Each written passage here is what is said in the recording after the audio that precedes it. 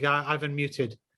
So anyway, we'll go ahead and get started. So good morning, good evening, or good afternoon, wherever you may be in the world. Welcome to another special Cerule webinar, because every facet we have here with Cerule is special. We have products that help humanity. We have a home-based business that helps humanity. And we have a couple of special leaders on the call today that massively help us all, help humanity, and really help us all bring out the best in ourselves and make a huge difference in the world. So with no more to say, I'm going to pass you over to my dear friend, Mark Parsekian in Boston, who's the host of today's call. And I'm so blessed to know Mark, because he creates value in the world and he helps people achieve their dreams. Mark Parsekian, the call is yours. Well, Ian, thank you so much. Folks, I just want to say it's a real honor and a pleasure to have you on tonight or today or wherever you are, if it's early in the morning, wherever you might be. But just taking time out of your schedule to be here says something about you and about where you want to go in your life, or just wanting information, kind of know who Brian Lyles is. If you haven't heard me speak before, just knowing more about myself. But I will say that I'm very honored to be able to introduce Brian Lyles, our speaker tonight. He truly is a brother from another mother. I mean, this man that I've had the fortune to meet probably, 6 years ago, from another company. And just getting to know his spirit, his heart, what makes him tick. He's really a purpose-driven leader, very experienced and very successful in a lot of different genres, not just in business, but just his acumen about life experience, about his personal story growing up, what he's gone through that has made him to who he is today. But he's taken those experiences and he's embedded them in how he works with people. And one thing we've kind of both agreed on, he's distilled it down to relationships. It's the relationships that he's developed, with everyone he works with, whether it's business related, whether it's just friendships, whether it's his daughter, or his wife, or even just somebody he just meets for the first time. But I've learned a lot from him over the years, just I observe people.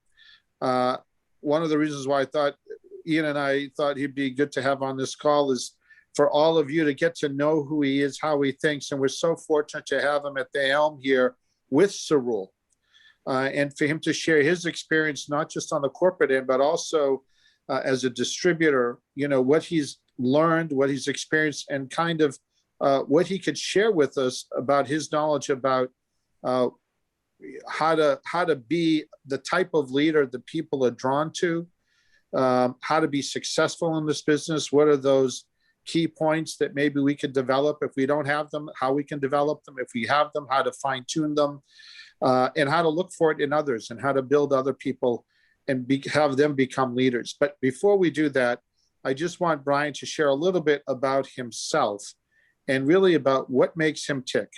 What is his why in life? Why is he with Cerule? And just to get to know him better. So Brian, the floor is yours. Awesome, Mark. Can you hear me? I can hear you. Awesome, man. Well, thank you so much. First of all, thank you and Ian for the invitation. It's for me, it's always kind of like an honor for me to have the opportunity to speak to you guys. And I know how, because you guys are tremendous leaders. I always think it's funny when I get invited on calls like this and you have these incredibly accomplished leaders saying good stuff about me, but not really saying anything about themselves. And I always think that's hysterical because of all of the amazing accomplishments that you've had in your career and that Ian's had. And I'll just say, to me, this is going to be the shortest part of the interview. My least favorite subject is me. Some people really love talking about themselves. I've always kind of, shied away from it, and it's because I've always felt that, when I was doing relationship building, I was always more interested in learning about the other people. And therefore I just kind of always adopted this posture where it was like, just ask questions and shut up and let them do the majority of the speaking. But for me, you already mentioned it. If you want to know what makes me tick, I think you mentioned it in your intro. You mentioned my wife, you mentioned my daughter. And from a personal standpoint, what makes me tick is family. From a personal standpoint, for me, it's all about my family, and it's always been. I remember my daughter, when she was old enough to be able to do stuff. I remember telling my wife, we got to spend as much time as we can with her, because eventually she's not going to want to hang out with her parents anymore. Right. So let's get it all in. Let's travel the world together. Let's do stuff. Let's experience different cultures. Let's teach her, all these things. Because eventually she's not going to want to hang out with us. And she's 15 and we're right about there, right? I mean, it's cool sometimes, like when she needs a ride, but for the most part, we're right about at that point where it's like, Mom and Dad, you can drop me off, around the corner, and it's just, it's been a fun ride for the 15 years. I think I told my wife, I said, we've kind of gotten to that moment. But that has always been my motivation, though, is to be able to do things for my family from a personal standpoint. Professionally, it's things like this make me tick. It's that idea that I could actually be a part of something where just one light bulb could go on for one person, and it could make a difference for them in their pursuit of success, however they define success. I know I can't even count the amount of trainings that I've gone to as a participant in the audience. I'm not talking about that I've done, but throughout my career, how many different meetings all over the world I went to sit down and hear people talk about their success in the industry, et cetera, et cetera. And I was just always waiting for that magical moment, and every so often I would get that magical moment where somebody would say something that would just clarify things for me in a way that I hadn't thought about, that would give me a breakthrough that would move me further along the process. And because of that, I always felt like, and I used to always say, if I ever am so fortunate as to be one of those people up there on stage, I'm going to make sure that I never take that for granted, and that I always treat it with the gravity and the responsibility that you should, which is that you have the opportunity to potentially make a positive impact that will lead someone towards success, and then allow them to kind of continue it on, right? To be that person on stage or on a platform and do it again. So this has always been exciting for me. This is something that I have a great deal of passion about. I love to speak to people. I love, again, teaching, training, seeing the light bulbs go on, and then hearing about their success stories later on down the road, and gaining some sense of gratification that I had just a very minuscule part, because I know it takes a lot. And I know it's not just, I heard something from Brian Lyles and that was it. I know it takes a whole lot of things to come together, but if I can have just a very small part, that's something that really, really gets me excited. And that was one of the biggest reasons, Mark, as you know, that I came to Cerule. And I know we might talk about that a little bit later, but I saw where Cerule was. I saw where they were in their timing arc. I saw where they were with regards to what they had put together from a corporate perspective, et cetera, and where some of their goals were. And I just felt like I had an opportunity to contribute. And that was something that for me was very, very important for me, that you could go somewhere, you could have an opportunity to contribute somewhere, and then watch the results later in hearing them in other people's success stories. So hopefully that kind of answers your question. No, that was beautiful. And I know that we could dive into that even more so, because you just are so interested in, have so many different hobbies and interests, but that's another time. But let me just ask you, you've been around a lot of successful people. You've been successful yourself. You've helped train distributors. You've been at a very high level of accomplishment in a number of companies, network marketing as well as non-network marketing. But what have you noticed? What are some of the skills or the patterns of success that you've seen across the board, of people that have been successful in our industry? How much time do we have? No, I'm joking.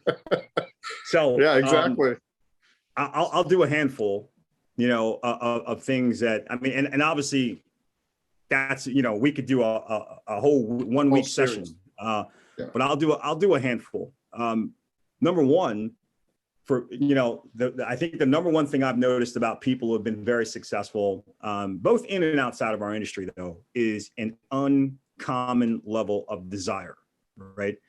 And desire for more, and whatever that, and see, the more can be different for everybody, right? I mean, for me, it was more time freedom.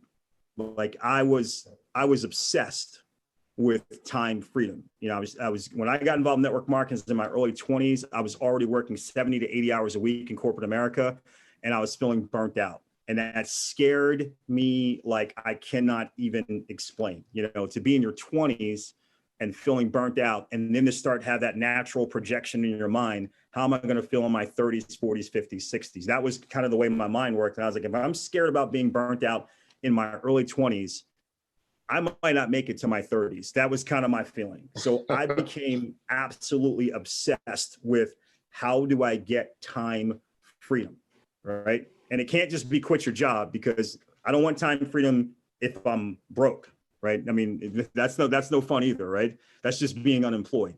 So it was, how can I, you know, somehow maintain the money that I'm making right now, which was really good, right? But also have more time to enjoy. And that was my thing. And that was my big point. Most people I've found that are very, very successful, they've got something that they truly, truly desire, whether it's money, whether it's time freedom, whether it's recognition, whether it's the opportunity to become significant somehow, right? Whether it's the opportunity to help others. There's something that they're just completely driven by. And that desire, allows them to literally obliterate obstacles, because that's a big thing, right? Everything looks easy on paper. You know, I could sit here right now, and Mark, because you're chairman, you could sit here right now. Somebody could say, how do I go chairman? And you could do it on paper, and they could say, oh, that's really easy. But what they don't see on paper are the 67,000 obstacles that are going to pop up along the way, right? The doubt that's going to creep in, all the things that are going to happen along the way that will take the average person out of the game. But if you have this massive, massive, massive level of desire that I got to get there, it is no, I want to get there. It would be cool if I was there. Oh, maybe life would be great, but I got to get it done. Then you obliterate obstacles. You don't care. Nothing can really stop you. So that's the number one thing I would say is desire. Number two is leadership. And I define leadership as influence, right? That at the end of the day, the definition of a leader is someone who can get you to do something that you would not have done if that person was not present, right? So it's the ability to influence people to push beyond, right? To go do something that they probably wouldn't have done without the presence of that leader. So leadership, critically important, right? The next thing is vision. And I always, would tell people that, the people who are the most successful, they may work in the present, but in their mind, they're living in the future, right? They're already, and I remember so many of my mentors just telling me, like, you're never going to have any of the things you want in the tangible world if you don't already have them in your mind, right? So you're never going to live in that house ever if you haven't already visualized it, crystallized it, and have it already up here that you're already there. You're never gonna have that lifestyle. You're never gonna leave your job. You're never gonna, all these things that you want to do, Brian, you're never gonna do any of those things if you can't already crystallize them in your mind. So you have to have like this amazing vision. But then if you want to be successful in network marketing, you have to have the ability to communicate that vision, because most people in the beginning, they don't have it. They don't have vision, right? They don't have that big vision. So leaders not only have the ability to have vision and crystallize it, but then they have the ability to communicate it and share it with others. Almost let other people borrow your vision until they become advanced enough to develop their own, right? So that's a big deal as well, the ability to communicate. And then I would say you have to be consistent, which again, very difficult for people to do as life continues to happen to them. And I think it's funny because I think a lot of people join our industry and they think that just because you got involved in Cerule, that now that you're on the Cerule journey, life will stop happening to you, right? And you and I both know, Mark, life does not stop happening to you, right? Life doesn't care that you're in Cerule. It doesn't care that you're in Cerule. Life doesn't care that you want to be a chairman or you want to hit 50K this month, or life doesn't care about that. Life is going to keep throwing at you whatever it's been throwing at you, but you have to remain consistent. And what's difficult about network marketing is consistency in the short term never really completely appears to be rewarded, right? It's like you're kind of trying to build up enough momentum and velocity. You know, I always use that rocket ship trying to take off, use up 90% of its fuel to get 10 feet off the ground, right? So in the short term, you're going out there and you're putting out a consistent level of energy to, you know, get people on presentations, get people on trainings like this, you know, get people to learn more about the product, getting people to all these things. And in the short term, it's like you could do all those things. And then you look at your check and it's like, wow, that was a whole lot of effort and a whole lot of work for a $35 check, you know, or a $65 check. But if you remain consistent, eventually, right, you get escape velocity in your business. You get that duplication happening, you get that momentum going on, all those kind of things. And now all of a sudden, all of those efforts that you put in consistently, they start stacking up on top of each other, all these 1%ers, and eventually you have an explosion that is, you know, unparalleled compared to what you could do anywhere else because of the level of leverage that you get within network marketing. And I think all of those characteristics that I just went through, those are very, very big for the people that I've seen be successful in our industry. Obviously, there's other ones as well, and there's some, you can get some levels of detail there, but those are very, very big. So I just want to add, based upon what you just said, that was great. And I just want to share this story that both Ian and I had no experience in network marketing at all. The stuff you just mentioned, we had no idea. Mm-hmm. One thing that we had was we had a vision and a purpose. And sometimes these other things, if you have that vision and that purpose that's very strong, that desire that you mm-hmm. said, sometimes that if that's strong enough and you start pulling in these other aspects, you start being more committed. You start using those struggles as your fuel for wanting to be successful. You turn the obstacles into benefits and the purpose, the struggles into a purpose. So when you have a product like we have at Cerule, I know when we first started too, it was like, how do you not want to share this product with so many people, right? Because of what it did for you. And oftentimes I realize that, you know, when I meet somebody for the first time, these are very simple words, but they're very effective in how they motivate people, not only to take the product, but to share it, even though they're not interested in the business, but it gets them thinking because it's implanted in their mind. If I can introduce you to a natural product that could change your life, would you take it? Mm-hmm. Nobody says no. It's like, well, what is it? Yeah, I'd be interested. And then I said, but you know, the question is, if you saw results and it made a difference in your life, would you share it with other people? Every single person says yes. Everybody says yes. And I'd even ask them if they want to do the business. Right. But that's a natural product. When people find something that they like and they believe in, they naturally want to share. That is the bedrock of network marketing. That is the love. That is the commitment to their friends and family that they want to share something that they saw of value. And that's what this is all about for us. But to be able to quantify it like you did, to be successful and look at it as a business, those parameters that you gave are so important to get to those higher levels and for the larger income.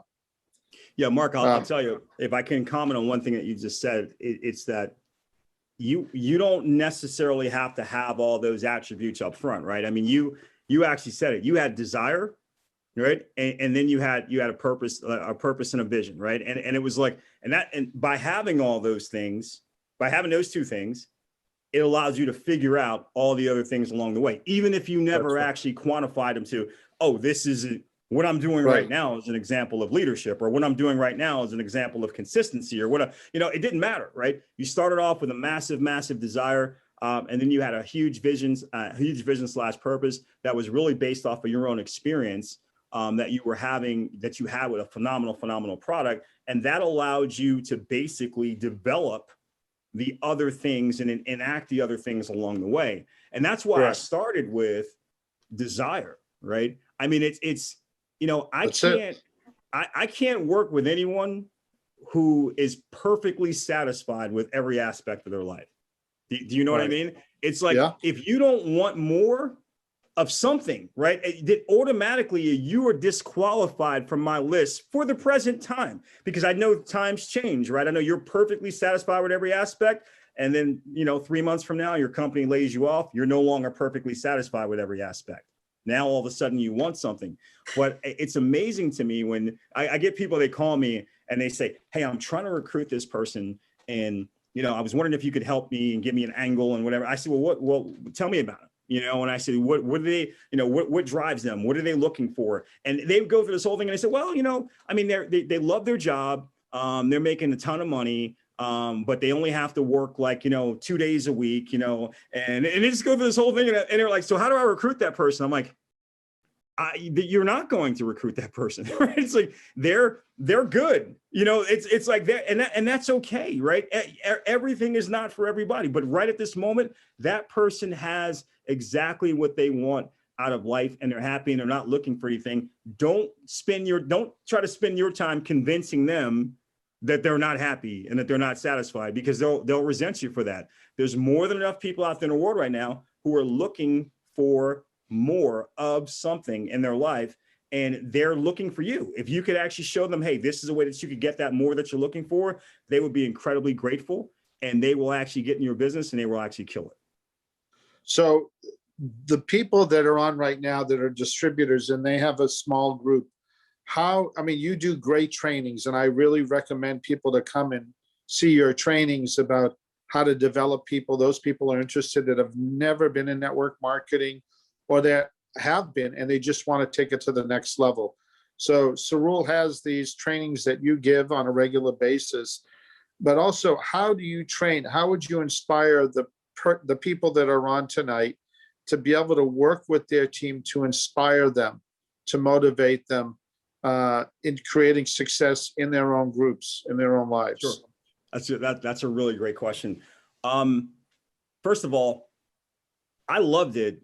And I loved it in the beginning when I was in network marketing, and then every single time that when I was in a company and I was getting started and I had a small team, I loved it, which sounds crazy, right? Because if you have a really, really big team, you're having more success. But the thing I loved about a small team is I could be so much more hands-on with everyone, right? So the first thing I always wanted to make sure of is that for as long as I could, right before the team just got out of control and it was just too big for to handle on your own, every single person on my team, I wanted to know what their why was, right? And what their ultimate goal was.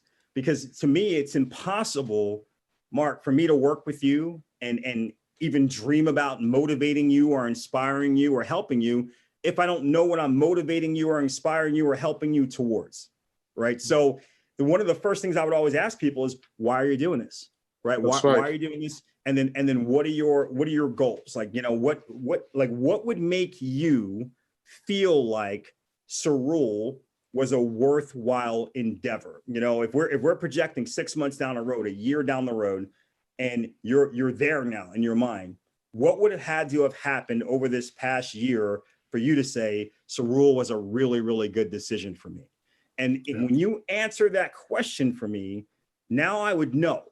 Okay, Mark just told me that if a year from now he's making $3,000 a month, then Cerule will be one of the best decisions that he's ever made, right? Okay, great. So now let's put together a game plan for how to accomplish that. And now let's plan, do, review all along the way, right? So we put a plan, we go out and we do it.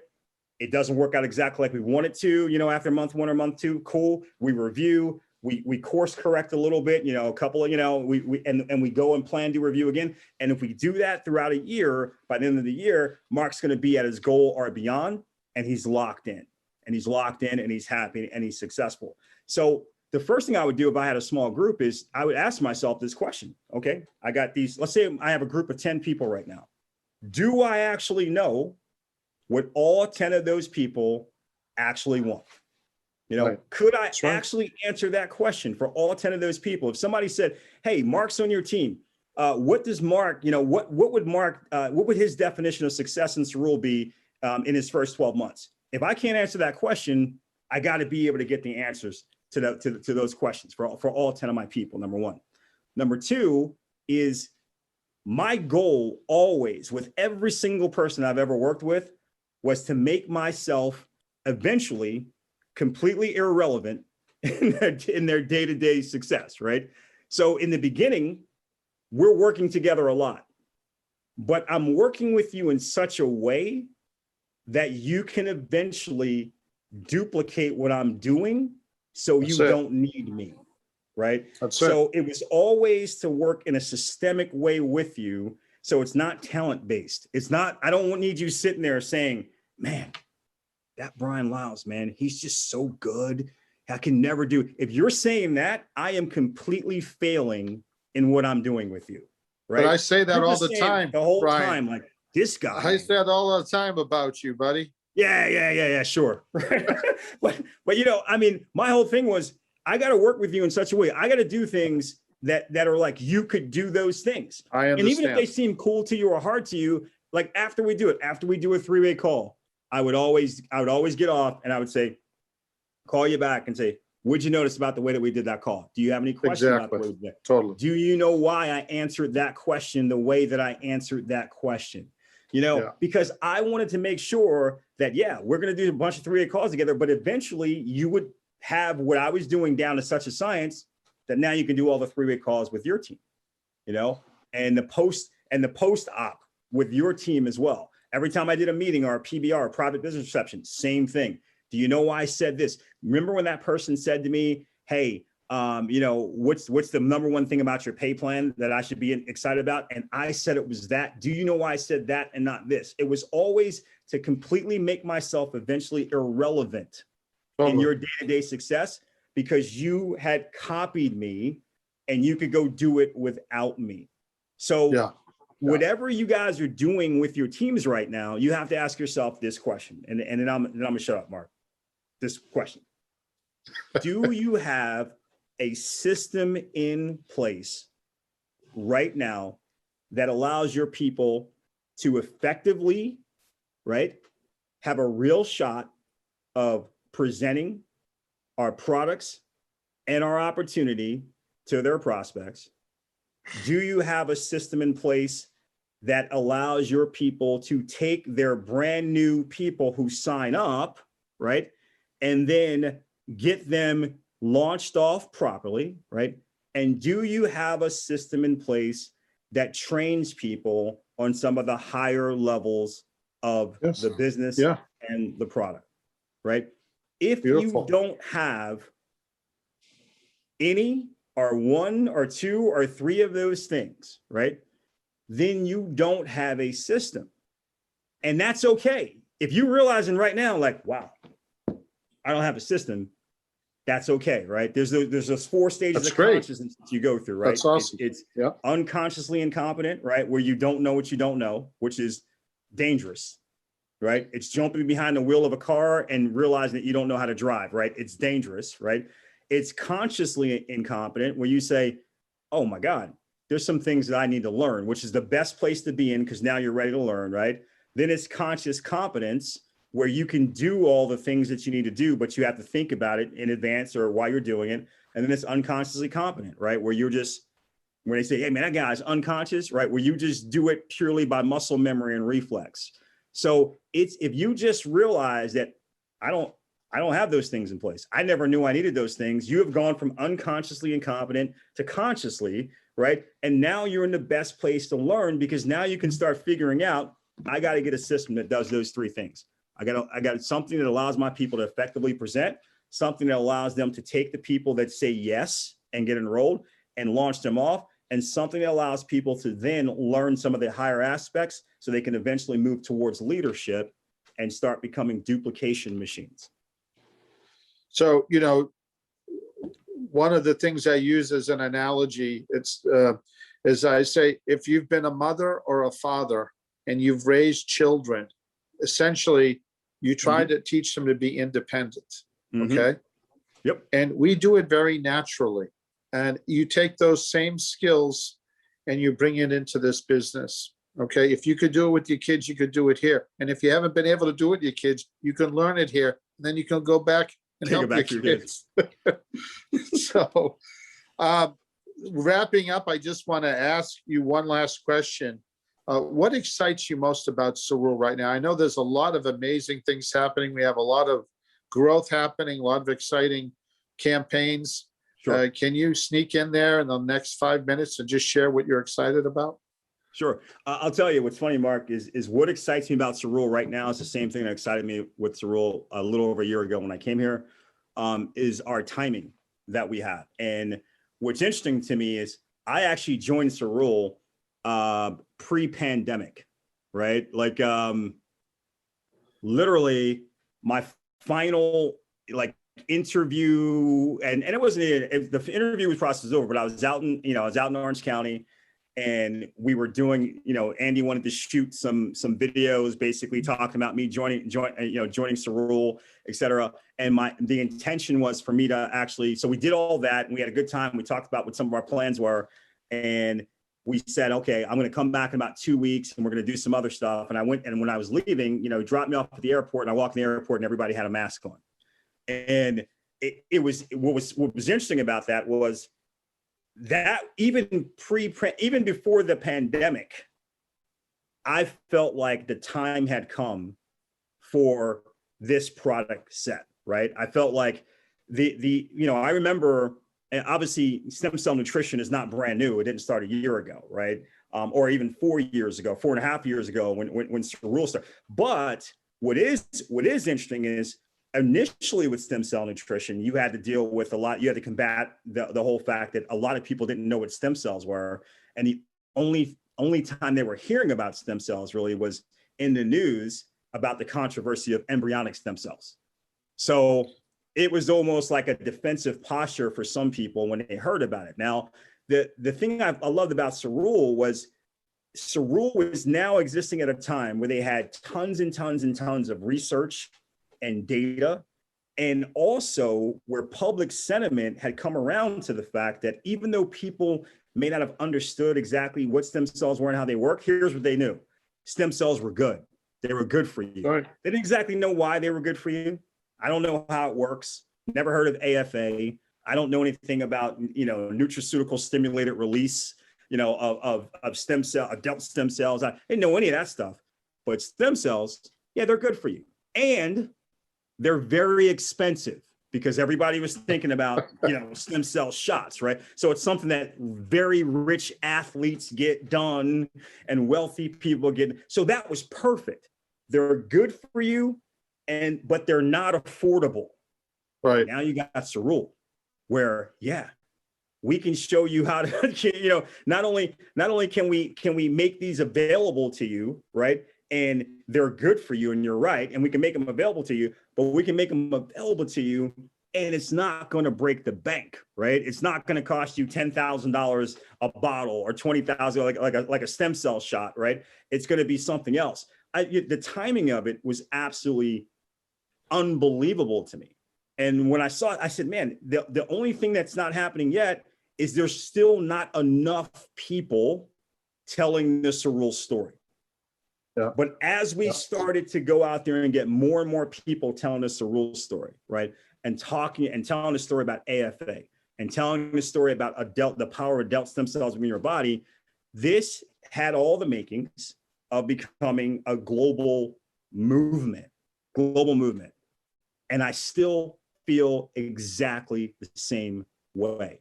It's been an interesting thing for us as a company, as it has been for all network marketing companies over the past year and a half, right? With with regards to, you know, this pandemic happening around the world and slowing down and messing up production and all that kind of stuff. But what's actually happened is the growth that we've experienced here now 6-7 months running, just month over month over month over month over month of growth, right?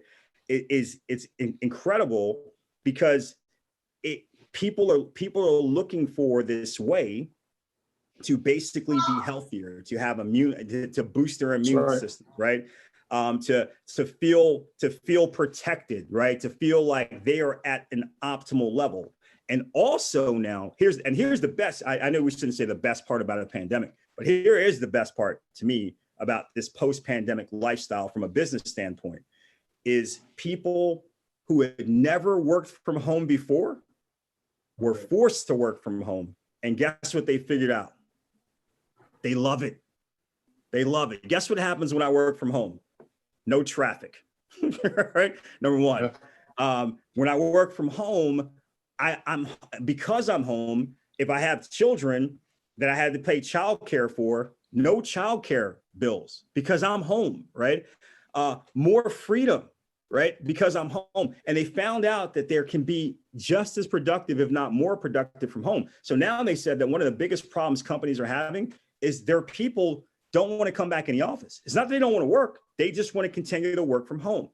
And the companies are saying, well, I don't know, we might need you to come back. And people are literally saying, if you force me to come back, I'm going to quit and go find somewhere else where I can work from home. And guess what we have, right?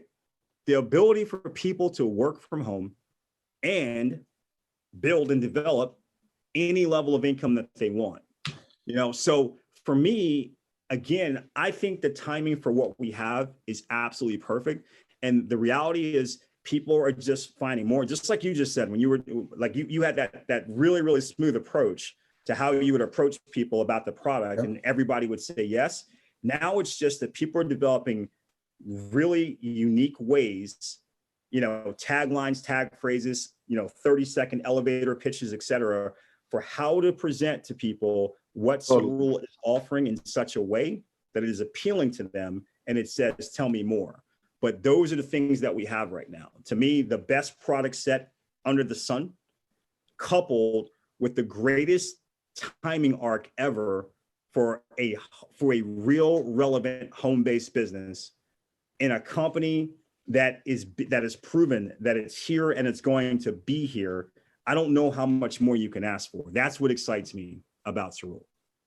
Well, that's beautifully said, Brian. You know, and I just want to thank you for being on. I'd like to turn it over to Ian to see if he has any last minute questions or comments. But I also just want to thank the people that were on tonight. Ask yourself again, why are you here? You know, what prompted you to join Cerule? You're taking the product, you might be taking it. Maybe you had an intention of building a business and maybe it just didn't kind of get off the ground. Or maybe you're just rocking it and you want to take it to the next level. Whatever it is, we're here to help you. We're a team. We're here to support each other. So, Ian, I just, are you there? Would you like to end with a few last words? Well, Mark, it's time to wrap up. Look, so grateful to you guys because we become like those we associate with. And look, Mark Parsekian, Brian Lyles, you both have hearts of gold. You're so knowledgeable. You're such rich people. And how great that we can become more like you guys. You're just amazing. So with that, I want to thank you so much for being here. We have the product. We have the home-based business. We have the global opportunity. We have the management team. We have the timing. What else is there? We're so cutting edge. It's remarkable. We're ahead of our time. And Dr. Charles King, who teaches marketing, he says, if you're in front of a trend, an average person can make a fortune. We're in front of a mega trend here for multiple reasons. So it is total magic. You guys are magic. Thank you all for being here. And we will be back the same time, same place in 2 weeks. Goodbye.